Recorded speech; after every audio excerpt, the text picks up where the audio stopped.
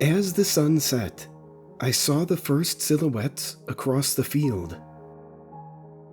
My grandfather sat, smoking and reading, on the rocking chair in the back of the house. I ran to him, scared and uncertain. "There's people coming, Grandpa," I said. He flicked his cigarette on the ashtray, put down his book, and looked straight into my eyes. "Where? Who?" he asked, his clear blue eyes searching my face. "I don't know, but there's dozens of them, I think," I said. I couldn't see their faces or anything. They just looked like shadows moving across the field. He stood up quickly, knocking the ashtray off the small table to his right. Cigarette butts went flying all over the floor, and a cloud of ashes got swept up by the wind. "Where's Grandma?" he asked, his face growing grave. A crease appeared across his forehead, and he looked around quickly. "I don't know, but they're coming fast," I said. He began limping inside the house, his bad leg slowing him down. He looked out the front window and gasped. Quietly, I came up behind him and stared out at the field, covered in deep orange and red hues from the sun, covered up by the clouds as day rolled into night. "We need to find Grandma right now," my grandfather said. He went to the kitchen and unlocked the safe, taking out his .223 rifle, which he mostly used to kill coyotes and foxes who hunted his chickens or attacked the baby pigs out in the barn. "I don't get what it is," I said, staring out the window. It seemed like hundreds of black spots now approached, spread out over the field. The ones closest, I saw, were not human at all. They walked on their hands and feet, with shining black skin stretched thinly over their bones and joints. Silver tendrils of saliva rolled down from their mouths, and every time one of them got too close to another, they would begin to snap and hiss, their sharp, serrated teeth flashing with every bite. Their eyes had the strange look of a goat's eyes, with rectangular pupils. Placed on each side of their face, it seemed like a small island of light in the darkness of space. The rest of their naked bodies seemed to suck in the light, causing a slight shimmering on their reptilian skins. "Oh God, they're back," my grandfather said. "Last time they came, they killed off half the town." "Where's Grandma?" I asked, a current of anxiety running through my body now. My grandpa shook his head. "I wish I knew," he said. "When's the last time you saw her?" "She was weeding in the garden and then said it would be dark soon, so she would start putting the tools away," I said, suddenly remembering. "She's probably out in the shed right now." My grandfather grabbed the gun and ran out the door, at least as much as he could run. It ended up being more of a fast, limping walk. By this point, the first of the creatures had nearly reached the front of the house. We went out the back door, looking towards the shed. I saw the light on inside and the door wide open. "Grandma?" I screamed. My grandfather jumped, then put his free hand over my mouth, holding the gun loosely in the other. "You idiot," he hissed. "Don't draw them near. Keep quiet. Do you want to die?" But it was too late. I heard growling and snapping from the front of the house, the smashing of windows and doors. Then On all fours, a few of the abominations came running around the side of the old farmhouse, attracted by my screaming. They hopped in a strange way, their abnormally long and thin arms going between their bodies as their legs pushed them forwards in constant jumping motions. They moved fast now, much faster than me. And in the growing darkness, they seemed like little more than a blur. My grandfather grabbed my hand, and we ran towards the shed, slamming the door behind us. I looked back in the corner and saw my grandmother, totally oblivious to everything going on, sorting through tools and small seed containers. We need more basil and rosemary, she said to herself. Never seem to have enough seeds, it seems. She looked back at us, smiling. Have you come to help? I'm sorry to say, I'm nearly done. No, my grandfather said, raising his gun for emphasis. We're being attacked. You need to stay with us. Remember what killed the Kellers and the Cavendish family and their dogs and cats and cattle? My grandmother's face went pale, and I thought she might pass out for a moment. She grabbed her chest, breathing hard. That was 30 years ago, she said. How could they be back? My grandfather just shook his head. They're here, he said. As if on cue, someone started smashing on the locked door of the shed. Then another pair of hands joined in, and another. It sounded like a riot had broken out on the other side of the wall.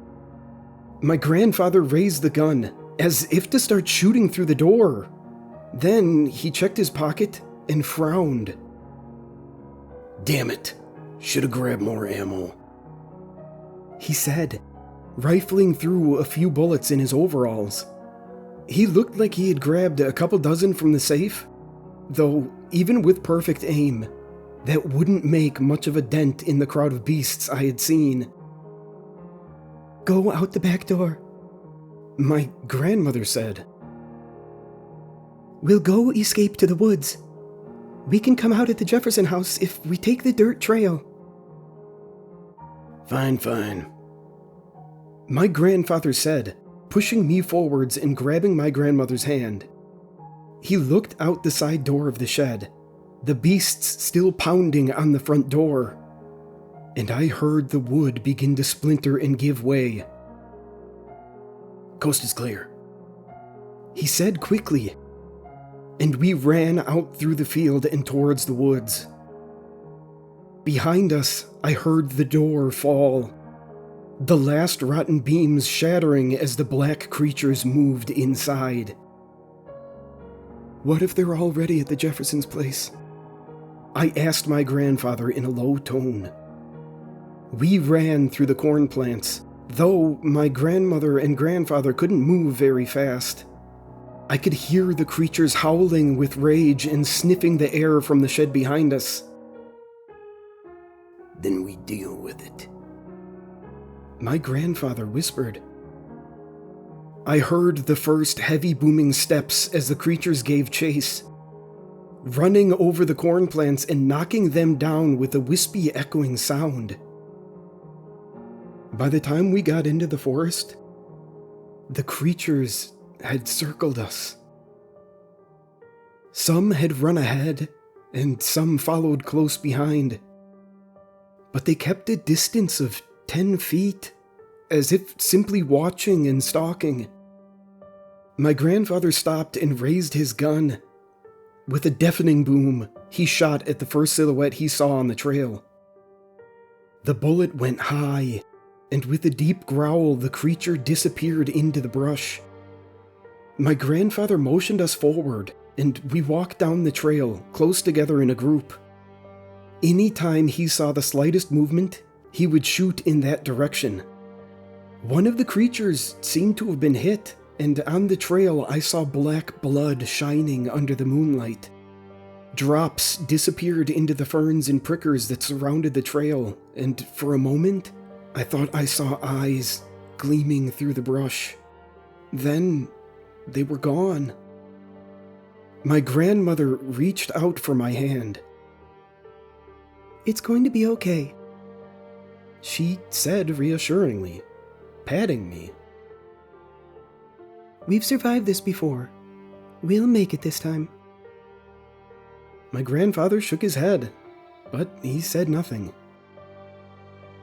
As we got to the Jeffersons' house, I saw light shining in every window. Hope soared in me. Until I saw the bodies strewn across the porch. The mother had her head ripped off. I saw a body with a blood-stained dress. The neck a mess of gore and bones. Looking up, I saw the head staged neatly on a metal fence post.